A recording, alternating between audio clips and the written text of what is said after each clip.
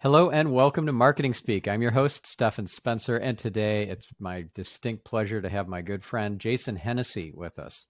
Jason is an author, entrepreneur, and internationally recognized SEO thought leader.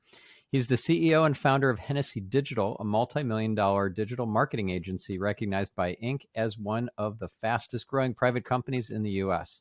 Jason is also a highly sought-after public speaker, prolific angel investor, and an active board member of several nonprofits. He lives in LA with his wife, Bridget, and their 3 children. Jason, it's so great to have you on the show.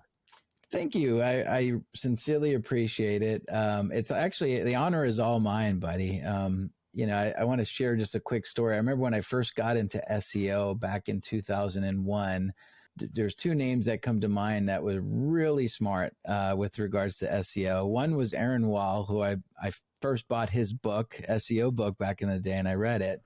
And then I got to meet Stephan Spencer at a PubCon event, and he got up on stage, and I was just like, wow, there's so much I need to learn in this industry. So you were one of the few people that I learned from when I was a SEO rookie, my friend. So full circle. Oh, well, thank you. And yeah, we've become friends, and I really appreciate and value our friendship. And we got to hang out. This was now a couple years ago over in Europe at a SEMrush event. That was really cool. We got to walk the streets of, was it Helsinki or was it Lisbon? It was Lisbon. I think it was Lisbon. Yep. Yeah, Lisbon. It was Lisbon. Yep. Yeah, that was a great event for sure.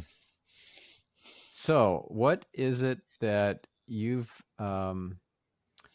learned that's been the greatest lesson from these last couple of decades, and not something that you get from a book or from attending a PubCon or something like that, but more like a life lesson from this incredible journey that you've been on?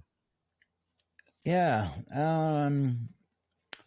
That's a really good question. I guess life balance. In my early days of my career, I was very money motivated. And that's because I didn't come from a lot of money, right? And so that was my driver. But as my career developed, as I became older, as I had children, you start to prioritize things. And so I would just say, really, truly, I know it might be like a cliche, but it's truly kind of living a balanced life. Yeah. Mm-hmm. Mm-hmm. And it's not just balance in terms of hitting the gym, spending time with the family, visiting relatives and that sort of stuff, but it's also inside of the business too. When you focus on your business, it's not just about maximizing revenue, maximizing profit, grow. It's about things like giving back or paying it forward. It's about being active on nonprofit boards and investing in other companies and ideas and helping them get a leg up. It's an amazing thing that you're doing. I really like what you're up to, and it's coming from a heart-centered place. I'm curious, was there some sort of epiphany or I don't know, some moment of reflection? You're like, oh my goodness, I'm missing out. I need to step up my game, or I need to change this money motivation to one of not just balance, but impact. Yeah. No, I think that the saying that like comes back to me is that, I spent most of my life, here I am 43 years old, making a living, and I want to spend the rest of my life kind of making a difference. Right. And what does that mean? Well, making a difference in my family's life, making a difference in my client's life, making a difference in my employee's life, right? How could I make a difference, right? You get everything in life when you help other people get what they want in life, right? And so, and then the other thing too, for me, I'm a big believer in energy, right? Positive energy, negative energy, and try to disrupt the patterns of negative energy. And I truly believe it's contagious, both positive and negative energy. And I think negative energy is a little bit more contagious than positive energy. And when you start to become aware of that, that's when you can kind of live a more fulfilling life, I think. Yeah. Yeah. And I would take it even a step further and say that awakening is contagious. Yeah. Sure. So as you awaken and grow your connection to the divine, to the fabric of creation, to your higher power, to everything that is, other people around you are inspired by that, and that causes them to light up and to connect, and then they in turn help other people to grow and evolve and awaken. It's really quite phenomenal. So powerful, man. When you can get into because the subconscious versus conscious mindset, right? When you can kind of become aware of that, it's very powerful. Yeah. Yeah. Being conscious of being conscious, being aware of your awareness. Yeah. It's really fun when you can get there, and it's easy to forget. It's easy to drop back down to uh, a less awakened state, but it's just as easy to get back on the wagon as it is to fall off. Exactly right. Yeah. So I'm curious why the focus on the law firm niche. What was it about that made you say, these are my peeps. Yeah. This is where I'm going to focus. You know what? It's interesting. I think life is kind of like is played out, and then we just kind of are the actors in the game of life, right? It's kind of like you've got this destiny, right? Like I didn't think as a little boy that when I grow up I was going to be an SEO like practitioner, right? And I'm sure it's either that or fireman, right? Yeah, or astronaut. Right? It's like somewhere along the line, a path down this weird kind of journey, and I just kind of took that path, right? And so it was the same thing with kind of getting into the legal vertical. From 2001 to about 2008, I was just kind of doing my own things with regards to SEO. I had a couple of my own e-commerce websites. I was doing some affiliate marketing at the time. And then in 2008, I got asked to speak to a group of attorneys about SEO. And I didn't know anything about attorneys or legal marketing. And so I was thinking, like, how can I really provide something value to this group? And at the time, I had a wedding website where I was selling wedding favors, and it was ranking number 2 on Google for the word wedding favors. I'm like, well, maybe I could just create a case study and present it to this group of 50 DUI lawyers in Atlanta. It was this mastermind group about how I was able to rank number 2 on the Google for wedding favors.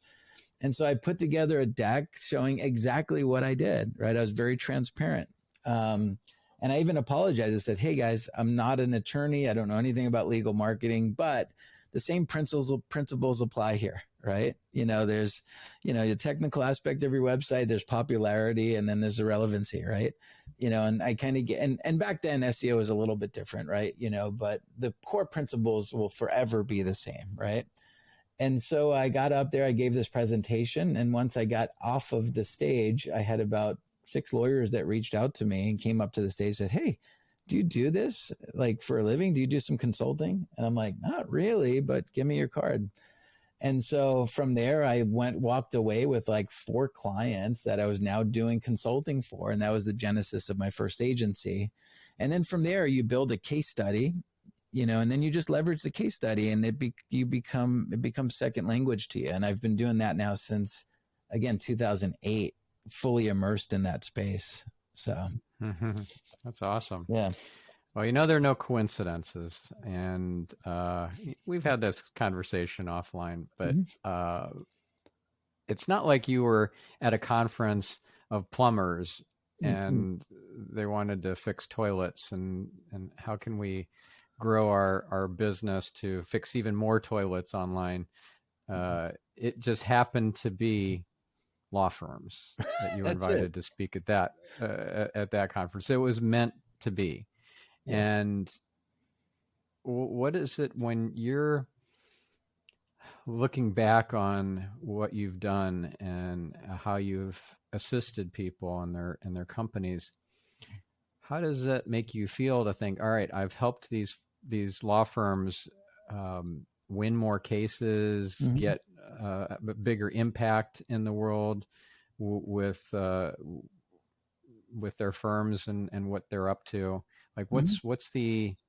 what's the impact? How would you frame it? Is it that these people are getting bigger awards for their clients, Yeah. higher amounts because of this? Is it they're helping more people? Like Yeah. And what I think, excites you about it?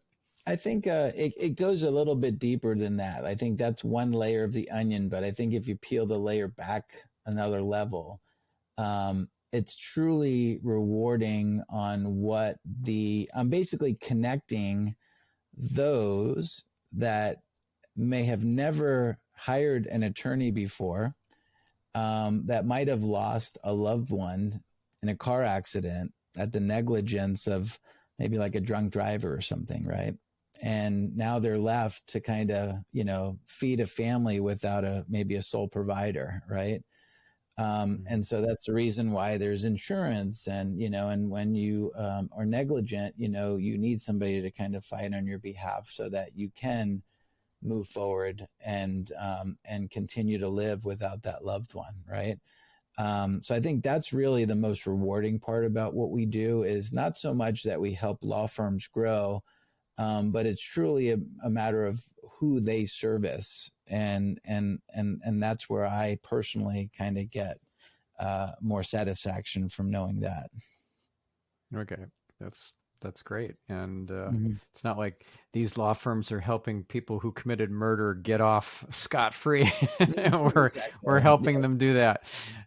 No, you're helping the loved ones of people who have been killed in car crashes and Mm-hmm. different kind of freak accidents and sorts. Absolutely. Yeah. And then, and then Yeah. there's other, like the big, these pharmaceutical companies that, might put profits over people, and there's, they call that mass torts, and so there's a big case in Flint, Michigan, where the water was, contaminated, right? This is like their drinking water was contaminated, right? People were dying, people were getting sick, right? And so they don't know what to do, right? So sometimes it takes, an attorney to kind of go and fight on their behalf to make change Mm-hmm. happen too. Yeah. Yeah. So you created an entire book for the law firm prospect or ideal client avatar. So you made this book specific to that market. What's different about this book that you won't find in other SEO books? And I'm not trying to get you to talk about the art of SEO in Well, it's going to be my there, book right? or anything. I'm just curious. I'm just curious. Are there different aspects that you can delve into that you can't in a more general book uh, in terms of SEO tips and techniques? Or is there a dumbing down or more kind of generalization that needs to happen because the audience isn't as technical? I'm just curious, how did you approach this? Yeah, that's a good question. I look at it as like I think one of my personal skills or gifts, if you will, is being able to break down SEO, which can be somewhat nebulous and confusing, into a very simple approach where people can kind of leave and say, "Oh, I get it now. It makes sense," right? Um, And so typically, especially with law firms, but in other industries too, because SEO could be so confusing, right? You have somebody that doesn't know anything about SEO, and then you have somebody else that either knows a lot about SEO or is pretending to know a lot about SEO, right? Yeah. And so in a lot of times, if you're a good salesperson, you can sell somebody a service that you kind of aren't even really good at, right? And so I got so sick and tired of attorneys being taken advantage of by some charlatans and bad practitioners that I wanted to kind of set the record straight and just write a book. Not so much for them to hire me, right? Because the book is written for even people that are graduating law school that can't afford to hire me. But I just want to stop that. And I want to just kind of put an end to lawyers being taken advantage of, if I'm being honest. And so the book isn't by them reading this book, they're not going to be a Stephan Spencer, right? They're not going to know how to go in and look for cannibalization issue. I mean, they'll be aware of that. In fact, I actually I said, if you really want to be an SEO ninja, there's other books that you can read, right? This is just have an interest in this. And if you want to kind of go more advanced, go read The Art of SEO. I even referenced that in the book. You're one of, I think, 2 books that I recommend in my book, right? Like truly, like it was a matter of kind of educating and empowering attorneys to either know how to recruit the right team or agency, and also know how to hold them accountable, right? So that they're not being taken advantage of. So that was the thought process about the book. And then, then we brought in our mutual friend, Mike Road, right? Who does an amazing job on Doesn't he pronounce it illustration. Rhodey? I think he Pronounce it does. Rhodey. Yeah, I think he does. Yeah. You're right. Yeah, Mike Rohde, who does an Who is amazing job awesome. on. I love this guy. Yeah. He was So good, ages and so ages creative. ago on my on this podcast, I think, or was it the other podcast? Because I got 2 shows. Uh-huh. It was on this podcast Okay. talking about. No, it was on Get Yourself Optimized. Yeah, Mm-hmm. talking about sketchnoting, because Mm-hmm. he's the guru of sketchnoting.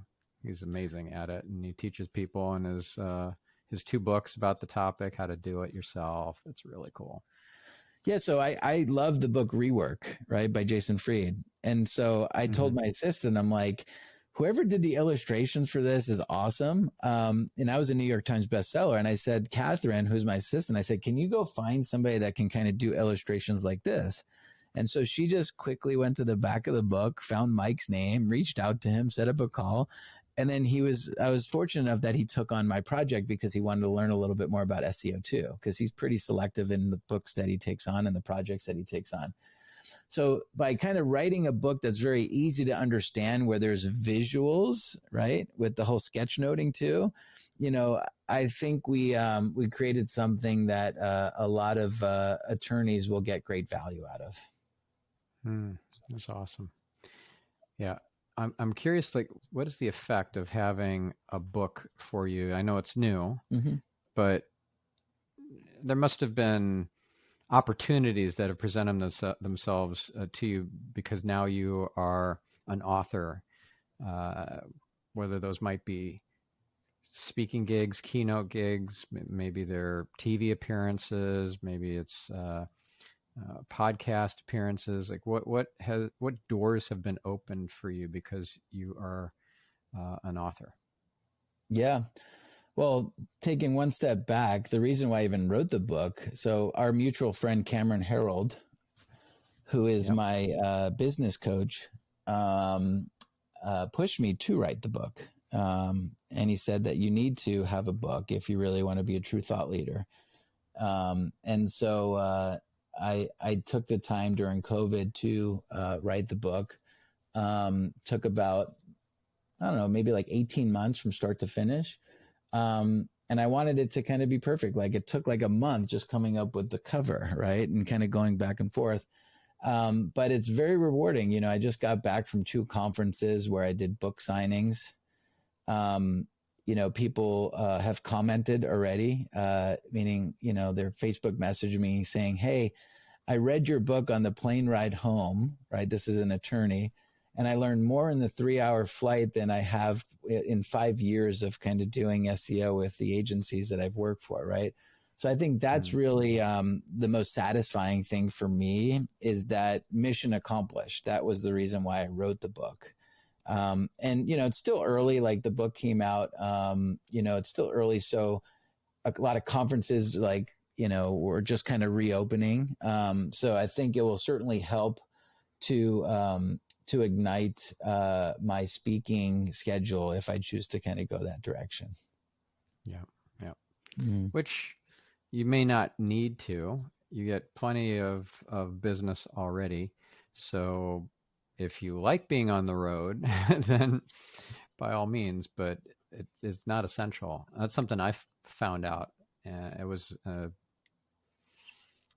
silver lining, I guess, from the pandemic. I used to generate more business from speaking than any other marketing activity. And didn't have to do that for the last 2 years. Didn't have to hop on airplanes. Now I've got a 2-year-old, and he's not used to me being a road warrior. And do I even have to do that going forward once things open up and conferences and trade shows and all that start happening again in full force? Do I need to go and speak? No, I don't think so. No, I don't think you do. I think occasionally you might want to make a presence, right? Just for human connection. But I agree. Yeah. The world is kind of a little different now. People are more accepting to these little square boxes that we find ourselves on, right? Yeah. Yeah. I meet some of the coolest people on Zoom calls, on just breakout rooms on a mastermind that's done virtually on Zoom. It's amazing. It sure is. Yeah. So you mentioned Cameron Harold, our mutual friend and your business coach. I thought he only works really with COOs and not with company founder / president CEOs. Yeah. So he does cater toward the COO side of business. So he has something called the COO Alliance. But he also does do consulting with founders too. And so the reason, talk about visualizing your future. About 10 years ago, somehow across one of my social feeds, I came across a TED Talk. And the TED Talk was this guy, Cameron, who was speaking about raising children to being entrepreneurs and not so much doctors and lawyers and, sports figures and stuff. And so that resonated with me, and part of the story that he gives in his TED Talk is when he was, I think, in middle school, he came from Canada. And so he was taking French classes, and he really sucked at French classes, right? But he was really good at public speaking, right? But what did the school system do is they said, well, you need a tutor in French class, right? Instead of recognizing that he has this strength in public speaking and saying, well, why don't we get him a coach on the public speaking, right? And so it just kind of resonated with me, right? And high school and elementary school it didn't come natural to me, right? I was kind of, I guess, an entrepreneur. That was kind of like my DNA. That was my destiny. But I kind of felt like a failure in high school, right? Because I didn't get accepted to the Ivy League schools, right? Where some of the smart kids were going. And so anyway, that resonated with me, that TED Talk. And so I said, someday when I can afford to work with this guy as my coach, I'm going to reach out to him. And so that someday was in January of 2020, reached out to him. So it's almost been about 2 years we've been working together. And, he took me on as a client. I just met the minimum of kind of what he requires financially to work with him. And it's been a game changer. I mean, we've doubled our business, like both in 2021 and then 2022. And he's just been kind of giving me the cliff notes of what I need to do and how to approach different situations. So our whole life we're coached, right? from little league to soccer to, baseball in high school, why does that have to stop once you become like an entrepreneur or a CEO? Yeah, very true. Very true. Mm-hmm. I have multiple coaches that I work with. I've um, gotten sales coaching, business coaching, life coaching, um, spiritual coaching. Hmm. Yeah, you name it, I've gotten Do you it. coach anybody else? Do you coach I anybody? do. I do. Do you? I have a small number of clients, a handful.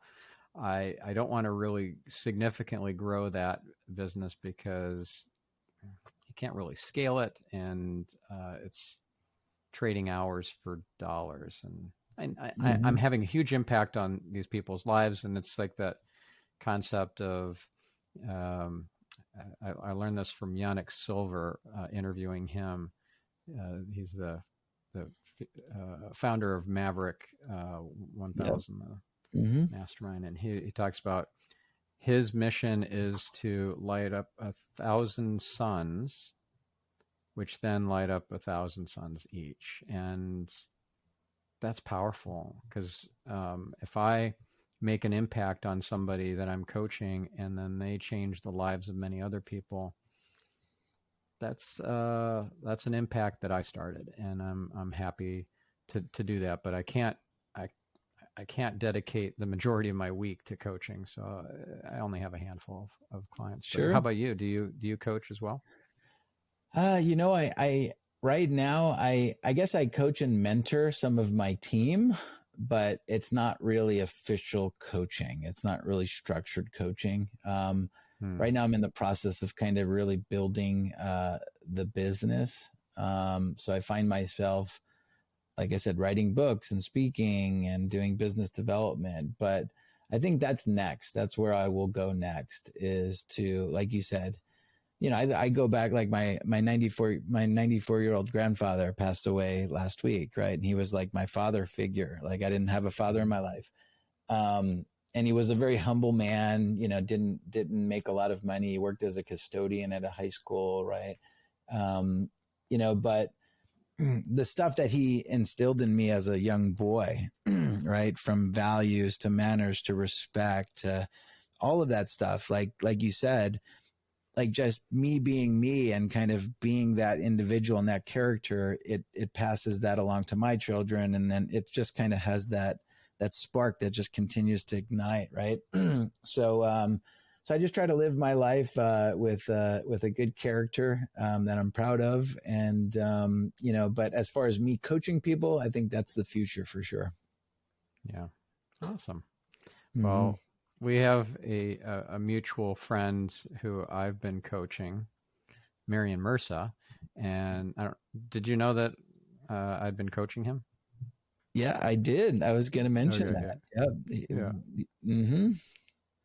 He's awesome, and I do feel like I'm making a larger impact through him from the changes that I've seen occur from as a direct result of the coaching that I'm doing with him. So, um, yeah, I really like that you guys have formed a partnership and you're doing some cool things together. No, he's such an amazing, he's a family man.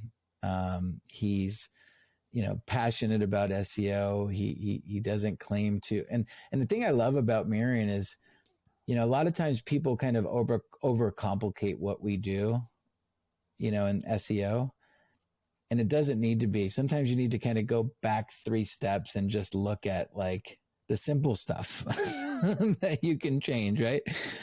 Just go read the Google documents, right? What does it say, right?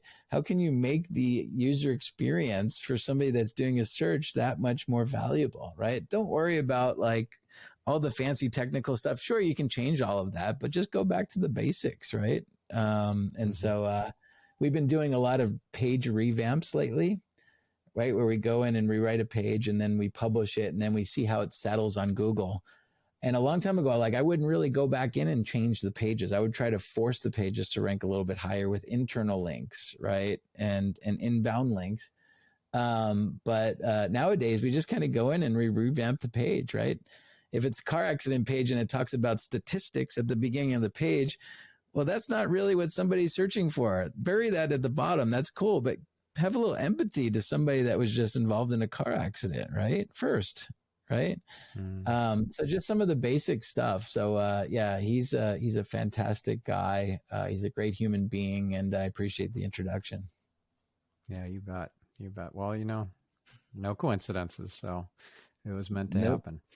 it was. Now, you mentioned earlier about visualizing your future, and when you were talking about Cameron Harold, did you actually create something like a vision board, or how did you visualize your future? I know that Cameron teaches doing a vivid vision Yeah. and writing a whole document up of what your vivid vision is, kind of like a mission statement or vision statement on steroids. I'm curious what your process was, if any. Yeah. So, in fact, we just kind of went through that exercise, and I was on a call today with my director of communications, kind of going over it. So, like for me, I've always had a vivid vision, but it was up here in my brain, and if your vivid vision is up here in the brain, while you're going to kind of try to move towards that vision, you're not going to get a whole lot of buy-in, right? Because people can't see what your vision is, right? It's not articulated. Yeah. And so Cameron has helped me to make sure that the direction in which we're going in business, and I would probably argue that everybody should have a vivid vision for their personal life too, which I haven't done that. But in business, what I did was I just kind of broke away from the office for like 2 days. I went down to a nice hotel. I stayed there. And I just kind of was sitting with myself, and I was just visualizing, where will my company be in 3 years? It's 3 years, and I walk in, and what's going on in the world, right? What's happening, right? How many team members do we have? What's our revenue? What are some of the specific details? Like, what are we doing? And so I just kind of sat down and I wrote a bunch of bullets about what my world will look like from a professional perspective in 3 years. And then I visualized that with my team. I went over that with my team, and then they then created a story out of it. My director of communications created a story, and then my creative director then took visuals and kind of made it more of like a nice PDF. And so then we share that vivid vision with our leaders. We share it with our employees. We share it with our clients. We share it with our banker. We share it with whoever will want to see it, right? Because this is where we're going, right? And now we might not hit all of them, right? But if we hit 30% of it, right, it was a great exercise.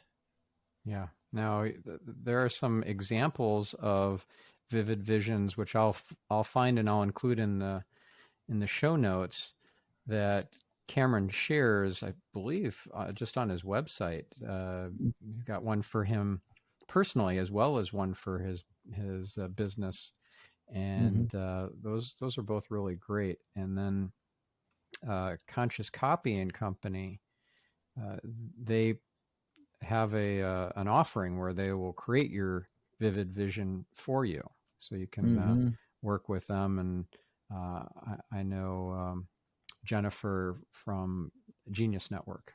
I've been a part of that since 2018. Jennifer Hude, yeah. Yeah, Jennifer Hude. So I highly recommend having something tangible that, even if you only do a poster board and you cut some things out of a magazine, like pictures, or use your color printer to print some out, and then you stick it somewhere and never look at it again. Just the fact that you have tangibly put it onto a poster makes it real. And so the law of attraction is a real thing. It actually works. I got a classic example of that. So my young son, when we moved out here, he's an actor. His name is Zach. His acting coach, a guy by the name of John D'Aquino, assigned a project to all of his students to create this vision board. right? Where they need to kind of go out and take pictures from magazines and kind of put it up on a board, right? And it's just a visual representation of where these young students will be in life, right?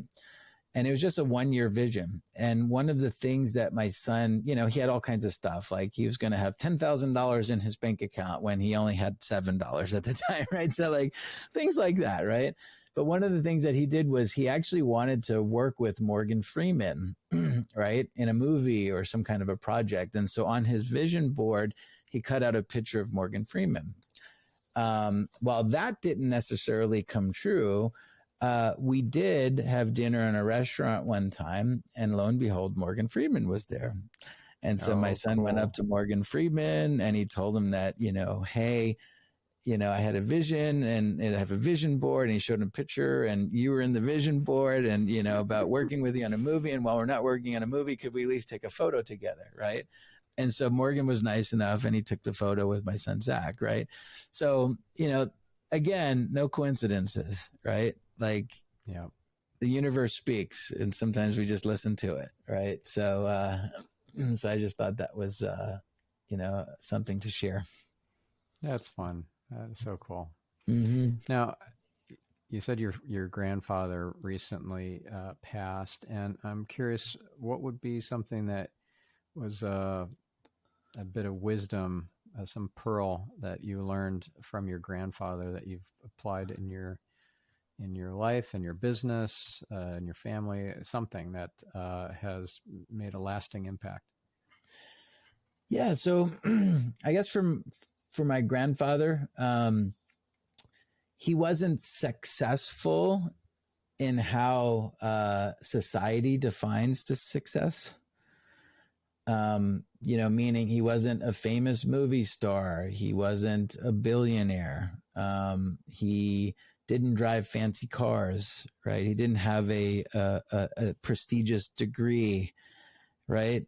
But now in hindsight, he was probably one of the most successful people that I've ever met in my life, right? Because, he raised his family, he was humble, he treated people with respect. And he lived a very fulfilling life that those that knew him got great value in kind of having him in his life. Yeah. That's wonderful. And at the end of the day, it's not what you accomplish, it's who you are that makes the difference and how you show up in the world. And sounds like that was something he excelled at. He sure did. Yep. Yeah. Awesome. Well, on my other podcast, I recently interviewed Karen Noe, and I recommend you listen to that episode if you haven't already, because that's all about receiving signs and messages from departed loved ones and from angels. So if you want to hear from your grandfather, there you go. I will listen to that. Thank you for that. Yeah. And I'll include a link in the show notes for you listeners who want to listen to that as well. Let's talk for a minute about your first agency. What happened with that one? What was the exit? What was the impetus for that particular company? How's that different from Hennessey Digital? Yeah, so the first agency was called Everspark Interactive. We started that in about 2008. I think I sold my interest in early 2015.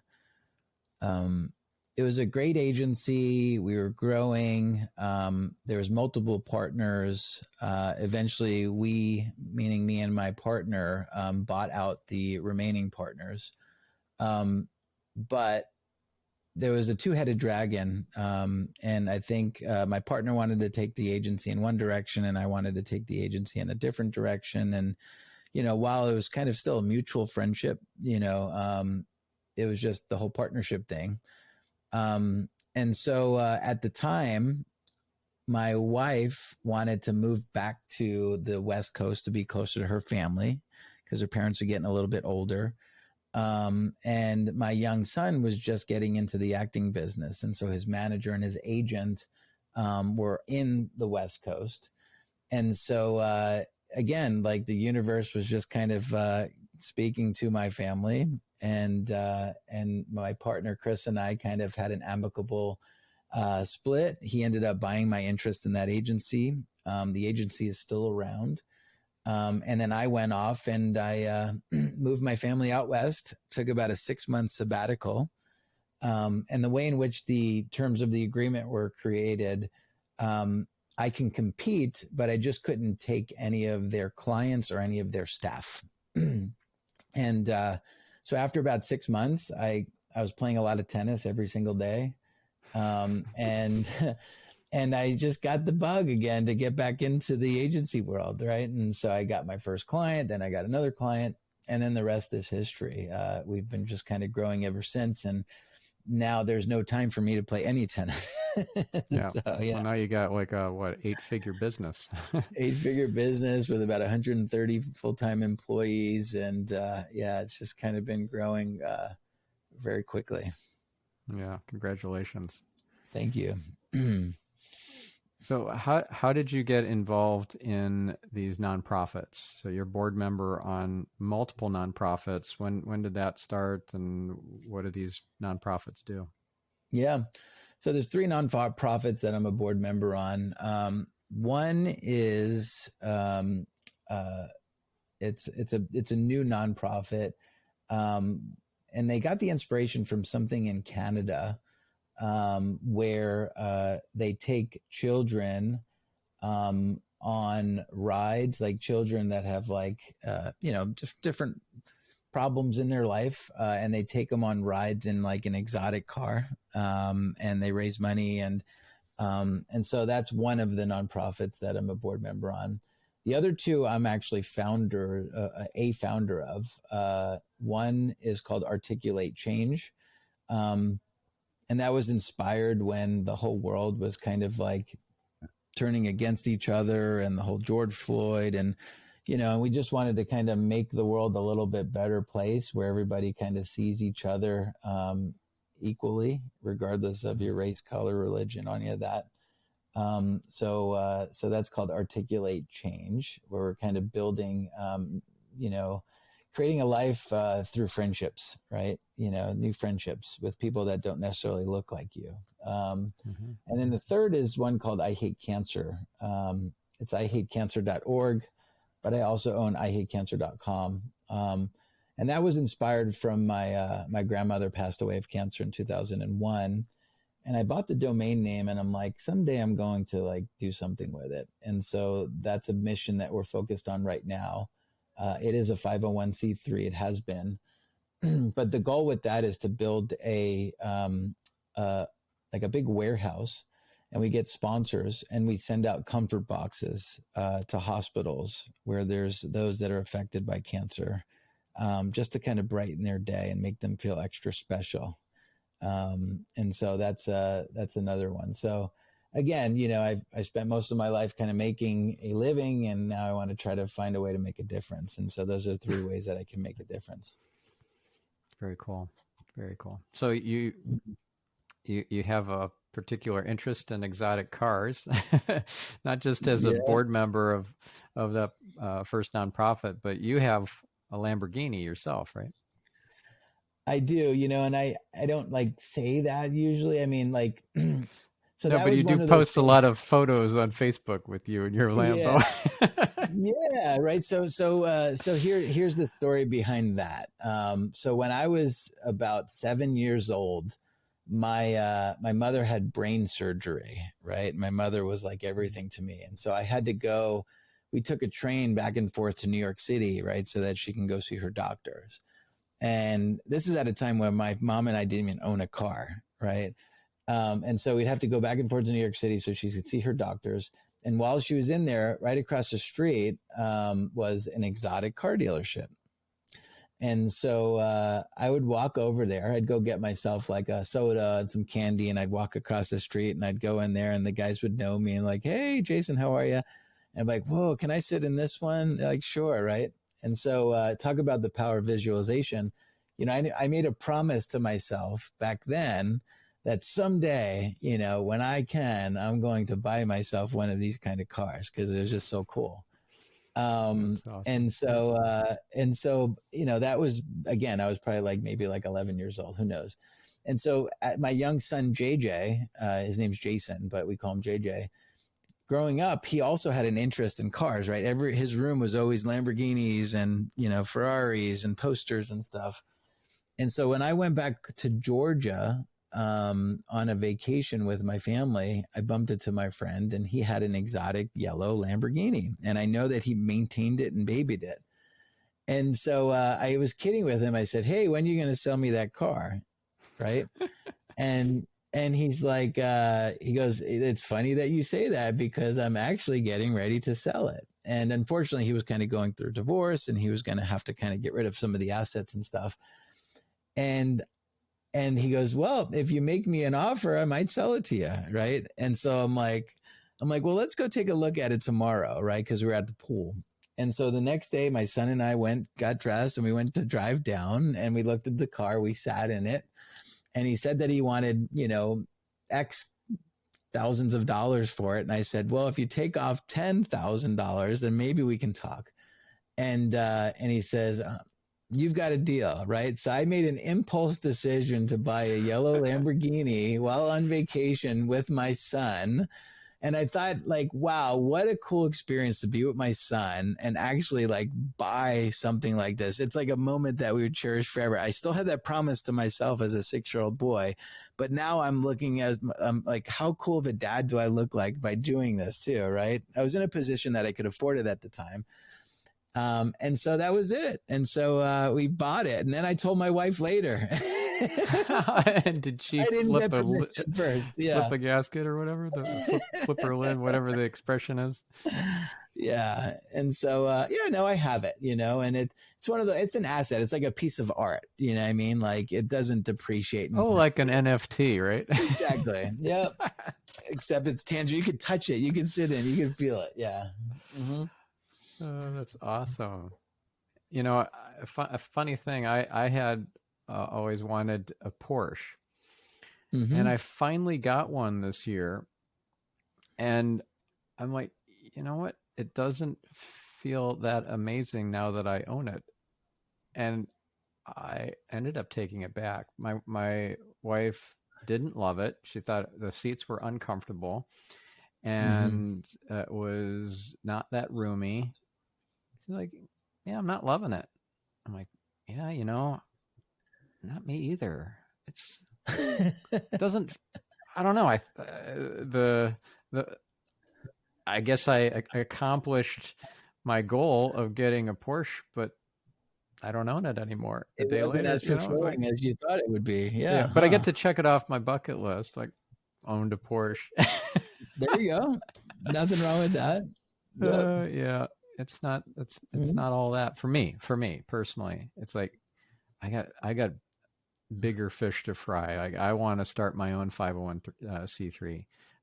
Exactly. And Mm-hmm. I actually have started exploring that, seeing what is going to be involved to do that, to create like a foundation or whatever. And it's not easy. It's a lot of work involved and a lot of compliance issues. And yeah, Oh, it's a lot easier just to write out a check to some other organization. But yeah, oh, it oh, doesn't yeah. feel It is like a little enough bit more for me right now. complicated. Mm-hmm. Yeah. All right. So let's round out this episode with a few SEO tips. Like what would be something that a reader of your book would walk away with thinking, "Wow, I am so glad I read Jason's book. That was so incredible." Yeah, you know, I think those that that pick up my book would have a much broader understanding of kind of what happens when you do a search on Google, like what goes on behind the scenes, but more importantly, you know, what are the basic tools that you can use just to make sure that whoever you have doing this for you, if you're hiring somebody, is actually doing a good job and that you can actually keep score, right? That's the big thing. You know, because a lot of the people that I work with aren't necessarily going to be doing SEO themselves. in most cases, they hire somebody to do it, and they get paid a lot of money to be a lawyer, right? But if you do read my book, again, I think you'll be educated and empowered to make better decisions and to hold the right people accountable to getting the results that you are expecting to get. Yeah. Well, one of the things I tell people who are not that sophisticated at SEO and they're looking to hire either a person or an agency to assist them is to have a handful of trick questions in their back pocket that they can pull out and weave into the interview process. So I'm curious if you have any sort of trick questions or some sort of BS detector like that you can offer our listeners. Well, it's interesting because I'm cheating now because I just listened to the episode where James Shremko interviewed you. That's hilarious. Yes, where you talk about tell me the significance of meta keywords, right? Like stuff like that. So there's a lot of those.